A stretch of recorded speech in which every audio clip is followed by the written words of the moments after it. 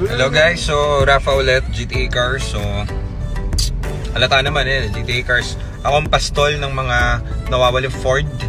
Ako ang tigahango ng mga dapat hanguin na Ford units. So dito tayo ngayon sa Laguna. Ay, thank you nga pala dun sa big shoutout dun sa bumili ng EcoSport natin kanina. Hindi ko kayo nabutan sa shop. Ako kasi ay nagpapastol kanina at meron akong inaayos na errands po. So shoutout dun sa bumili ng EcoSport. Napakatulin nyo, napakabilis nyo. Bigay ba ng pizza sila sir? Ayun, nagbigay ba ng... Ba't hindi ako binigyan ng pizza? Sige. Binigyan nyo pala sila ng pizza. Hindi po ako nakakain ng kahit isang... Busy sila eh. Busy ka kasi. Kahit isang piraso. Pero salamat pa, maraming salamat sa appreciate sa tawag dito, sa inyong effort. Salamat at tanawin nyo ang masarap nyong EcoSport. So pinasuspension namin yan. Kahit na binibili nyo kahapon, kailangan pa rin namin gawin yung dapat gawin dyan. So wala namang error yan, suspension lang. May narinig kami parang squeak.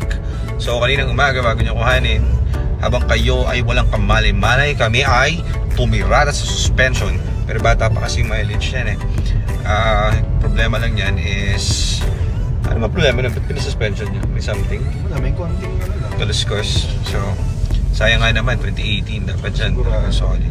Kaya nung tinest drive nyo kanina, sobrang solid. So ngayon pala, kasama ko na si Mark Yaris po, yung kanina nag-assist sa inyo. Bagot po sa buhay yan at parang bored sa buhay, kaya laging nakasimangot. Tayo mga biyahe ngayon, kakakuha lang natin ng isa na namang EcoSport kasi inuubos niyo yung EcoSport namin para kaming tawag dito talipapa ng EcoSport at ng Fiesta. Wala na kami sa showroom. Wala na kaming yung showroom namin, ayaw mag-showroom, nauubos. Kaya ngayon, sinigurado kung hindi nyo nabibilin, bumili kami ng EcoSport na sira. Papakita ko sa inyo kung bakit. So, ang ganda na itong EcoSport na blue. Galing tong Batangas, wala tong agent's fee or anything. Direct to sa atin, nag-inquire. So, ang kwento pala nito is si Sir pala pumunta sa shop tapos papagawa ng EBS. Kaya wala pang IC. Sabi ko, sir, wala pang IC. Schedule na lang natin. Hindi pa ubra. Ayun. Tapos sabi niya, papagawa niya raw yung ABS nitong EcoSport niya kasi ibebenta niya. Sabi ko, ba't ba papagawa siya? Ibenta mo na lang sa amin. Ganun din naman pala kung ibebenta mo. Hindi kami na yung gagawa ng ABS. Tapos, parang malapit lang sa shop nakatira. Shoutout kay sir. Thank you po sa inyong unit. Tapos, pinuntahan namin dito sa Laguna kasi nag-text siya parang after 2 weeks yata kami nagkita ni sir sa shop 2 weeks 2 weeks time nag-text siya tapos sabi niya napag-usapan na rin ng family bibenta niya etong unit ni EcoSport. So pinuntahan namin dito sa Batangas kasi meron din kaming isa pang kukuhanin dito na EcoSport na color red naman. So kailangan natin mag-restock kasi nga yung showroom natin hindi nagiging showroom na uubos yung unit. Hindi pa namin nabibili, meron nang bumibili. So naman, hayaan nyo naman po kaming i-touch po namin yung EcoSport at hayaan nyo naman po may display dun sa shop natin. Nagmumukha po kami dong talyer. Pati yung focus mo na pang sarili. Pati yung pansarili ko binibili na yung kotse ko dun. So patagalin nyo naman po sa amin yung unit. Kaya ngayon hindi naman sa bumili kami sira. Alam naman namin may problema yung ABS. Kaso eto kailangan nyo malaman kahit ibang kotse hindi lang to nag-apply dito sa Ford. Iba ring kotse. Pakita ko sa inyo. Habang bumabiyahe kami, yan nagbi-blink yung kanyang check engine. Yan. Huwag nyo napansinin yung ABS kasi given yan. Papalitan ko naman yung buong ABS module yan, so walang problem. So ano ibig sabihin kapag nagbi-blink ang check engine? Ano ibig sabihin yan? Misfire. Nagbi-misfire. Okay. So pag ganyan, nagbi-misfire yung unit nyo. So ibig sabihin yan, yung blink. Yan, blink, ganun. Tapos napansin nyo medyo sungaw yung takbo ng kotse. So it's either yung isang bank niyan, apat na ang tawag dito. Apat na spark plug yan So yung isa dyan pwedeng nagmi-misfire. So magsusungaw talaga yung engine nyo. So wala kaming dalang tools ngayon Saka umandar pa naman. So dadalhin natin ng shop. Medyo lang yung takbo niya, medyo ganun. Kasi pwede yan, nababasahin lang is yung spark plug or malalaman natin sa shop. Pero check namin kanina, all goods naman. Andun na tayo saan? Sa Expressway? expressway. Sa expressway, saka Bababa na rin. kakabanat mo yun, 120 ka ng 120. Kaka 120 niya yun eh. Hindi ko binawan. And, lumabas siya, nag-blink. Pero pag ganyan, hindi naman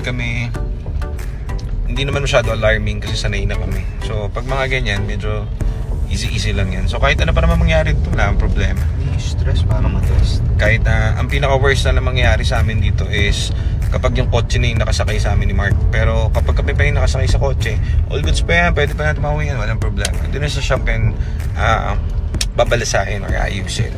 So, eto tignan ko na lang pag ito pa nabili so patagalin nyo naman yung unit. Isa atin lumabas. At hindi, spark plug lang yun, PPMS din naman yun after. Sana yung spark plug lang. Pero mga worst yan siguro yung tawag dito, coil. Either coil, mga ganyan, anyhow, madali lang kasi yun pag mga ganyan. Sa mga blink, matakot kayo kapag tipong naka-steady yung check engine. Kasi pag naka-check engine, kailangan OBD mo yan. Yung OBD namin nandun sa kabila doon, kila Nico. So, Ayaw nga pala. Oo, tama. OBD mo muna. Dito na tayo So, andito na yung isang pupuntahan natin. Kulay pula naman ng EcoSport. So, tingnan natin kung mainam din. Pag mainam, bibilin din po natin. Ano na mga pag-drive ka? Shalom! Hindi ko rin po alam kung sinasabi yan. So, yan. Scan na natin kasi nga nagmi-misfire. Tama ba ako ng hinala? Cylinder, misfire detected in cylinder 4. Misfire nga. So, pag nagbi-blink yan, tandaan nyo, misfire yan. O, mamaya. Pag, nakita nyo na nagbi-blink, singilin kayo ng mahal dun sa misfire. Misfire, palitan nyo na yung spark plug niya. Okay, ganda rin, blue. So, checkin muna natin tong isa. At least tapos na to. Sungaw. Ito yung isa. Ganda rin, Tara, bilhin na natin. Tingnan mo natin syempre kung ano lalabas sa result natin. Long test drive, medyo may gate tag. At the same time, may dragging. Normal naman sa ABS yung problem. So, check natin yung dito. Libot. Engine bay. Love. Yan. Check. 97. Kanina 99 yan bumababa So naglalaro parang 96 to 99. What's naman load? All goods. Hindi ko lang ma-check yung likod kasi may mga gamit pa sila sir, tsaka sila ma'am. So, yun. So, abangan natin yung sa temperature na lang nang inaantay natin kung papalo ba ng 100 above. So, yun muna. Stay tuned guys.